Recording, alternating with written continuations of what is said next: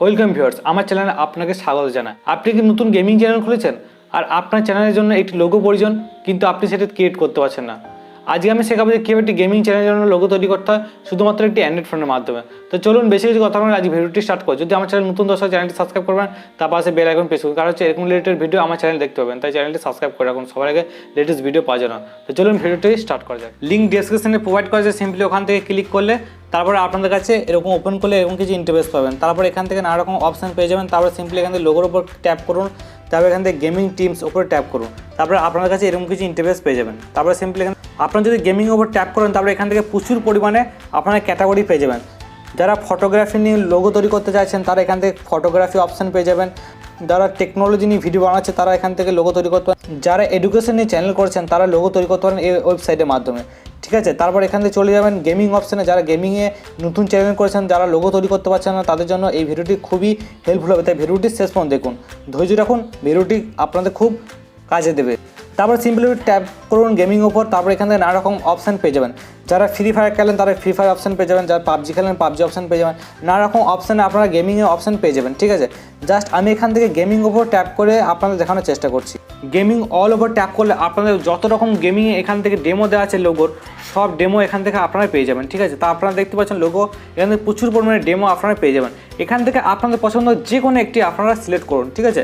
আমি এখান থেকে একটি সিলেক্ট করছি, এখান থেকে এই লোগোটি ডিজাইন করবো, ঠিক আছে।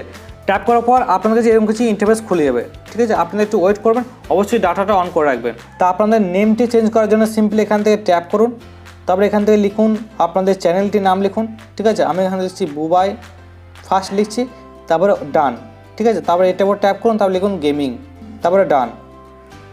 তারপরে আপনাদের কিছু সেকেন্ড ওয়েট করতে হবে। তারপর এখান থেকে অটোমেটিক এখান থেকে আপনাদের নেম এখান থেকে লোগোটি তৈরি হয়ে গেছে, আপনাদের কোনো কিছু করার দরকার হয়নি, ঠিক আছে।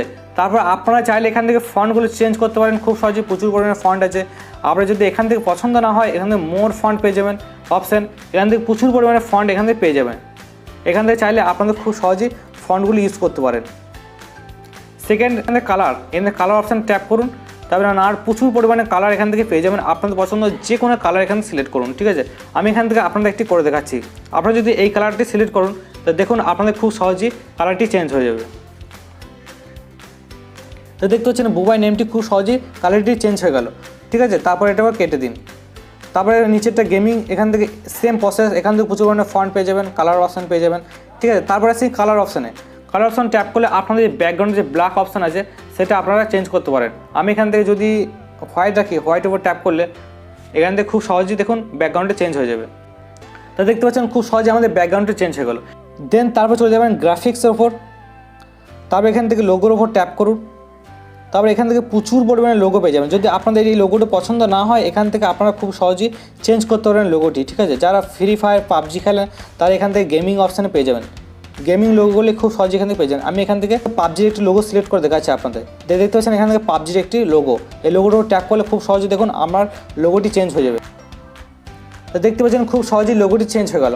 এখান থেকে আরও আপনারা অপশান পেয়ে যাবেন, খুব সহজেই এখান থেকে চেঞ্জ করতে পারেন, ঠিক আছে। আমি এখান থেকে আর চেঞ্জ করছি না।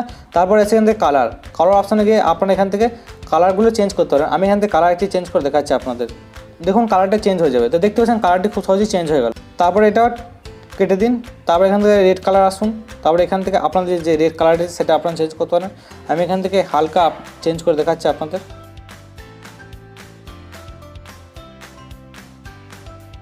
তা খুব সহজেই লোগোর ব্যাকগ্রাউন্ডটা খুব সহজেই চেঞ্জ হয়ে গেল। অপশানের উপর ট্যাপ করলে আপনাদের দুটো লেআউট পাবেন, একটি হচ্ছে লোগোর নিচে টেক্সট আর একটা আছে টেক্সটের নিচে লোগো। আপনারা যদি এটা ট্যাপ করেন তা দেখুন টেক্সটটি উপরে চলে যাবে, লোগোটি নিচে চলে আসবে, দেখতে পাচ্ছেন। তো দেখতে পাচ্ছেন লোগোটি নিচে চলে এলো আর টেক্সটটি উপর চলে এলো, ঠিক আছে। এরকম করে আপনাদের খুব সহজেই চেঞ্জ করতে পারেন, ঠিক আছে। আমি এখান থেকে চেঞ্জ করছি না, যেরকম ছিল সেরকম রেখে দিচ্ছি। আপনারা যদি ডাউনলোড ট্যাপ করেন তাহলে $39.95 দিয়ে আপনাদের এই ছবিটাকে কিনতে হবে। এটা ফ্রিতে কীভাবে পাবেন? ফ্রিতে পাওয়ার জন্য সিম্পলি কী করুন, ছবির উপর ট্যাপ করে ধরে থাকুন, তারপর এখান থেকে অপশান পেয়ে যাবেন সেভ ইমেজ। সেভ ইমেজের উপর ট্যাপ করলে আপনাদের গ্যালারিতে সেভ হয়ে যাবে। আপনাদের প্রয়োজন হবে পিক্স ল্যাব বলে একটি অ্যাপ্লিকেশন, যার লিঙ্ক ডেসক্রিপশনে প্রোভাইড করা আছে, সিম্পলি ওখান থেকে চাইলে ডাউনলোড করে নিতে পারেন। তারপর ওপেন করুন, ওপেন করার পর সিম্পলি টেক্সটটিকে রিমুভ করে দিন ফার্স্ট, তারপর থ্রি ডট অপশানে চলে যান, তারপরে image size, custom, YouTube thumbnail, okay. তারপরে এখান থেকে এই অপশানে ক্লিক করুন, তারপরে ফর্ম গ্যালারি, আপনারা যা খুশি ব্যাকগ্রাউন্ডে এখান থেকে ইমেজ রাখতে পারেন অথবা যে কোনো কালার নিতে পারেন। আমি এখান থেকে এই পিএনজিটা নিচ্ছি, তারপরে ওকে, তারপরে অ্যাড হয়ে গেছে। তারপরে প্লাস করে ট্যাপ করুন ফ্রম গ্যালারি, ইমেজটিকে এখানে ইনপুট আমি এখান থেকে ইমেজটাকে ইনপুট করলাম, তারপর সিম্পলি করবেন ডান।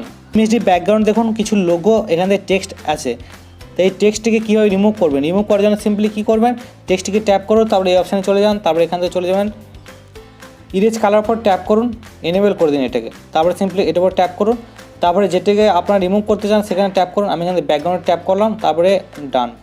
তো খুব সহজেই আমার ব্যাকগ্রাউন্ডে রিমুভ হয়ে গেছে। তারপরে এখান থেকে অ্যাডজাস্ট করতে পারেন, ঠিক আছে, তারপরে ওকে, তারপরে এটাকে আপনারা ছোটো বড়ো করে অ্যাডজাস্ট করে নিন। আমি এখান থেকে অ্যাডজাস্ট করে নিচ্ছি। তারপরে অ্যাডজাস্ট হয়ে যাওয়ার পর আপনারা কীভাবে সেভ করবেন, সেভ করার জন্য সিম্পলি এটার উপর ট্যাপ করুন, সেভ টু ইমেজ, তারপরে এখান থেকে কাস্টমার ট্যাপ করুন, তারপরে আলট্রা সেভ টু গ্যালারি, আপনাদের গ্যালারিতে সেভ হয়ে যাবে। যদি ভিডিওটা ভালো লাগলে অবশ্যই লাইক কমেন্ট শেয়ার করবেন। এর জন্য আজ এতটাই, তাহলে জয় হিন্দ, বন্দে মাতরম।